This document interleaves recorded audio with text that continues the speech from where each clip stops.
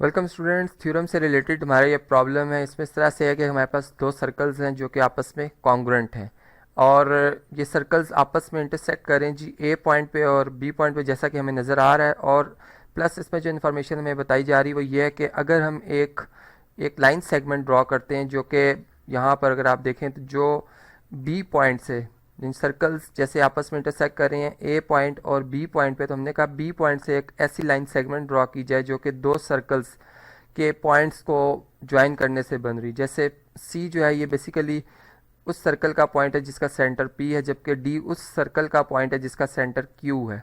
तो इस तरीके से हमने देखा कि ये एक हमारे पास लाइन सेगमेंट आ रही है। अब हमने जो शो करना है इसमें रिजल्ट, वो ये शो करना है कि हमारे पास जो ए टू सी डिस्टेंस है और इसी तरीके से जो ए टू डी डिस्टेंस है ये आपस में कॉन्ग्रुएंट है। किस तरह से प्रूव कर सकते हैं जी? बहुत सिंपल है कि जैसे ये बात गिवन है हमें कि जब दो सर्कल्स कॉन्ग्रुएंट होते हैं तो फिर इनके रेडियाई जो होते हैं या इनके डायमीटर्स जो होते हैं वो आपस में क्या होते हैं जी? कॉन्ग्रुएंट होते हैं। और यहाँ पे अगर हम देखें तो हमारे पास जो ए टू सी जो लाइन सेगमेंट है बेसिकली ये डायमीटर को रिप्रेजेंट कर रही है।